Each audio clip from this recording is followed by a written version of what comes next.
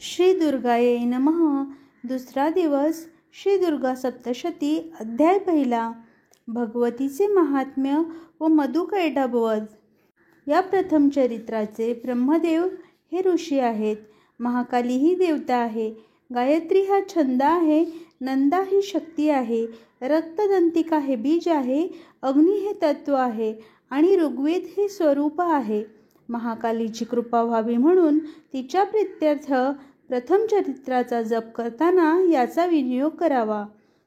हातामध्ये खड्ग, चक्र, गदा, चाप, बाण, परीघ, शूल, भूशुंडी, मस्तक आणि शंख ही आयुधे धारण करणारी, 3 नेत्र असणारी, सर्वांगावर दिव्य अलंकार धारण करणारी, नीलमण्यासारखी अंगकांती असणारी, 10 मुखे व 10 पाय असलेली आणि भगवान विष्णू निद्रेत असताना मधु आणि कैटभ या दैत्यांना मारण्यासाठी ब्रह्मदेवाने जिची स्तुती केली आहे त्या महाकाली देवीची मी सेवा करतो. ओम चंडिका देवीला नमस्कार असो. ओम एम. मार्कंडेय म्हणाले, सूर्यपुत्र सावर्णी ज्याला 8वे मनू म्हटले जाते त्याच्या उत्पत्तीची कथा मी विस्ताराने सांगतो. सूर्याचा तो महाभाग्यवान पुत्र भगवती महामायेच्या कृपेने मन्वंतराचा स्वामी कसा झाला तो प्रसंग निवेदन करतो. ऐक. प्राचीन काळची गोष्ट आहे. सर्वोच्चिष मन्वंतरात चैत्र वंशात जन्मात आलेला सुरथ नामक राजा साऱ्या पृथ्वी तलावर राज्य करत होता. तो स्वतःच्या पुत्राप्रमाणे आपल्या प्रजेचे पालन करीत असताना कोलाविध्वंसी नावाचे क्षत्रिय राजे त्याचे शत्रू झाले. राजा सुरथाचे सैन्य अतिशय प्रबळ होते. राजाचे त्याच्याशी युद्ध झाले, पण कोलाविध्वंसी राजाचे सैन्यबळ कमी असूनही त्याच्याकडून सुरथाचा पराभव झाला. तेव्हा तो युद्धभूमीवरून आपल्या नगरात परत आला आणि केवळ स्वतःच्या प्रांताचा राजा होऊन राहिला. पण तेथेही प्रबळ शत्रूंनी त्याच्यावर आक्रमण केले. मग त्या दुर्बळ झालेल्या राजाच्या राजधानीतही त्याच्या दुष्ट दुरात्मा बलवान अमात्यांनी त्याच्या सैन्याचे आणि खजिन्याचे अपहरण करून ते आपल्या ताब्यात घेतले. तेव्हा प्रभुत्व नष्ट झालेला तो राजा शिकारीच्या निमित्त करून घोड्यावर बसून एकटाच घोर अरण्यात गेला. त्याने मेधा नामक श्रेष्ठ मुनींचा आश्रम पाहिला. आशिष्यामध्ये तो आश्रम शोभून दिसत होता. तेथे हिंस्त्र श्वापदेही शांतपणे राहत होती. ते सर्व पाहून राजाला मोठे समाधान वाटले. आश्रमात प्रवेशला. मुनींनी त्याचा यथोचित आदर सत्कार केला. त्याचे क्षेमकुशल विचारले. मग राजाने काही काळ तेथेच वास्तव्य केले. एके दिवशी ममतेने चित्ते व्याकुळ झालेला तो राजा स्वतःशीच विचार करू लागला. पूर्वी माझ्या पूर्वजांनी ज्या नगराचे पालन केले होते त्या नगरात आत्ता मी नाही. माझ्या दुराचारी सेवकांकडून त्यांचे रक्षण पालन नीट होत असेल की नाही. असा मदोन्मत असणारा माझा मुख्य शूर हत्ती शत्रूच्या अधीन होऊन न जाणे काय भोग भोगत असेल. जे लोक माझी कृपा, धन व भोजन मिळाल्यामुळे नेहमी माझ्या मागे मागे असत ते आता खरोखरच दुसऱ्या राजाच्या मागे लागले असतील का. या अपेवेळी उधळ्या लोकांकडून पैशाचा वाटेल तसा खर्च होत असेल. म्हणजेच मी अत्यंत परिश्रमपूर्वक जमा केलेला खजिना आत्तापर्यंत रिता झाला असेल. अशा अनेक प्रकारच्या गोष्टींवर सातत्याने चिंता करीत सुरथ राजा त्या विप्र आश्रमात राहून कालक्रमणा करू लागला. एके दिवशी त्याने आश्रमापाशी एका वैश्याला पाहिले.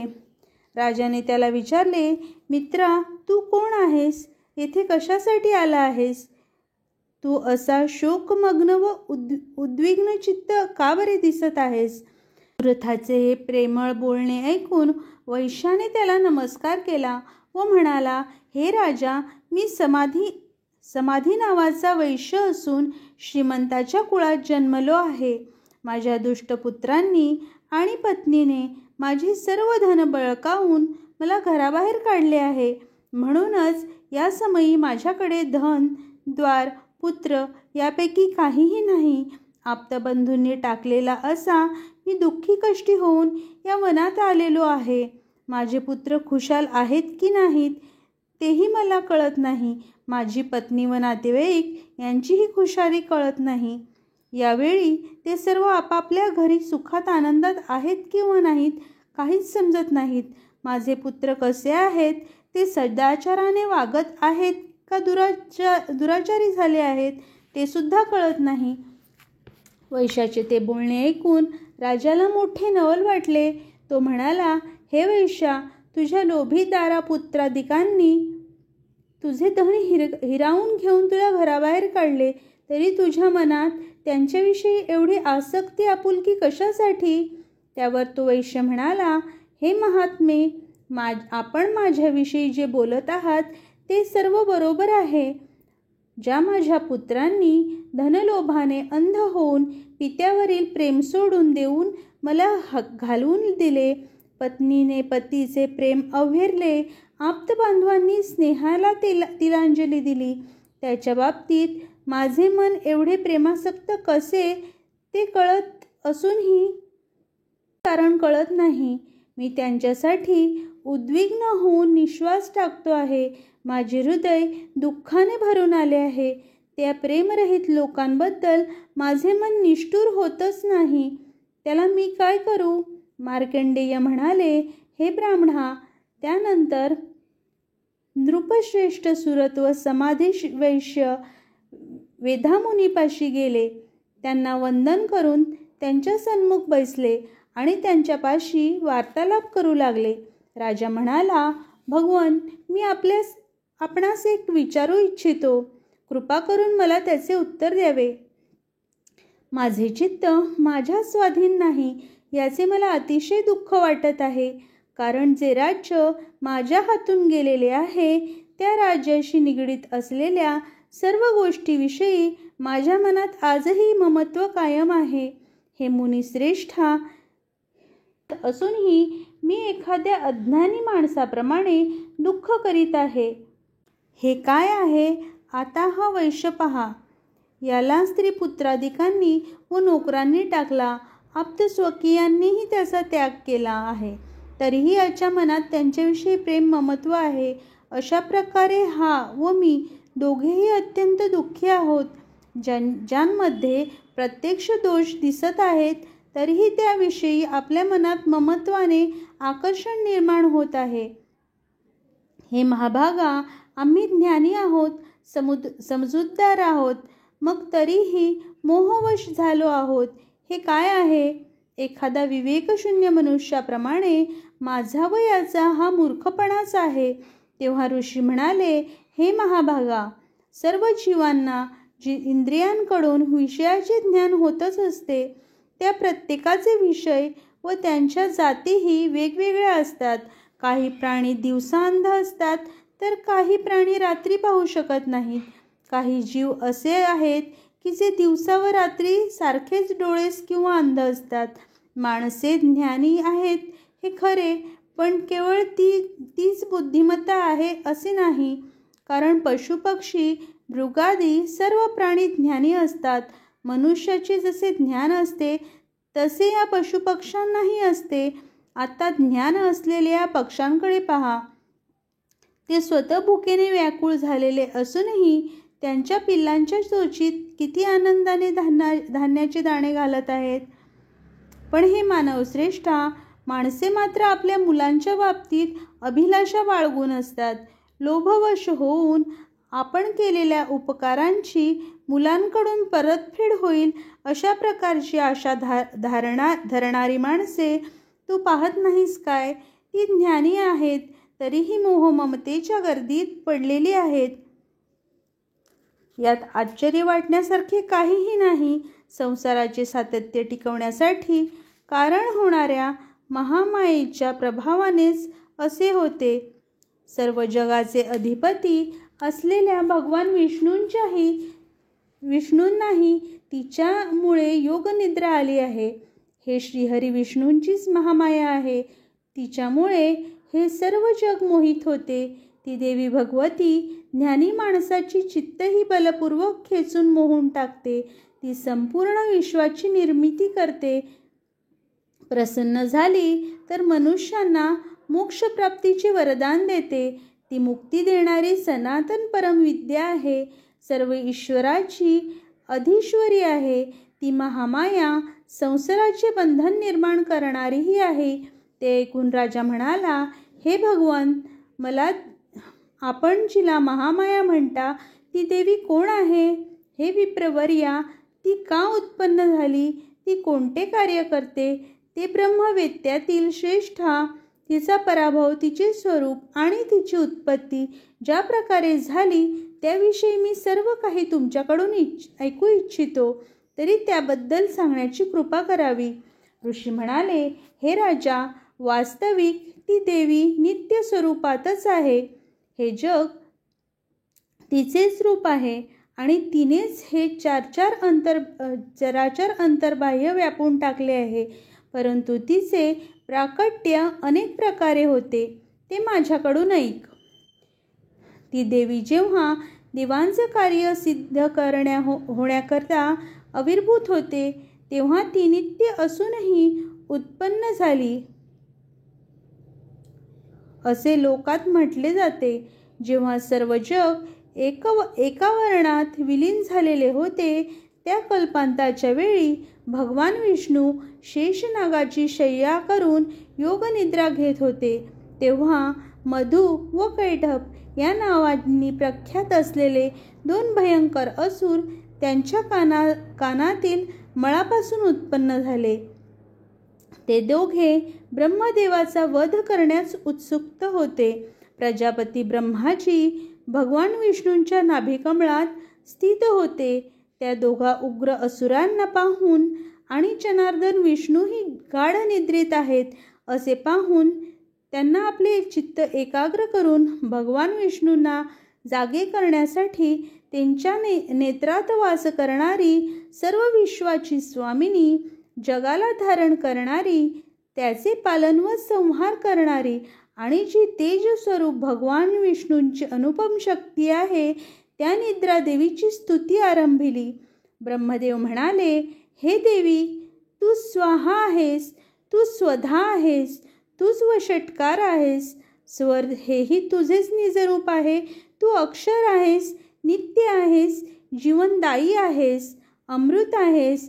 प्रवणामध्ये 3 मात्रांच्या रूपात तुझेच वास्तव्य आहे. तसेच जिच्या विशेषत्वाचे उच्चार केला जात नाही, ती अर्धमात्राही तूच आहेस. हे देवी, तू संध्या आहेस, सावित्री आहेस आणि परमश्रेष्ठ जननी आहेस. तू या विश्वाला धारण करतेस, त्याची उत्पत्ती करतेस. हे देवी, तू विश्वाचे पालन करतेस आणि कल्पांती तूच याचा संहार करतेस. हे जगतमय देवी, विश्वाच्या उत्पत्ती काळी तू सृष्टीरूपी असतेस, विश्वाचे पालन करताना स्थितिरूपी असतेस आणि कल्पांती विश्वाचा संहार करताना संहृतीस्वरूपी असतेस. तू श्रेष्ठ विद्या आहेस, महान माया आहेस, महान मेधा आणि महान स्मृती आहेस. हे भगवती, तू महान मोहरूपी अशी महादेवी आहेस, महासूर्य आहेस. तू सत्वादी 3 गुणांना उत्पन्न करणारी सर्व जगाची प्रकृती आहेस. हे देवी, तू महाभयंकर अशी कालरात्री, महारात्री आणि मोहरात्री आहेस. तू श्रीलक्ष्मी, विश्वस्वामिनी, ईश्वरी, ह्रीम आणि बोध हे जिचे लक्षण आहे अशी बुद्धी आहेस. तू लज्जा, पुष्टी, तुष्टी, शांती व क्षांती आहेस.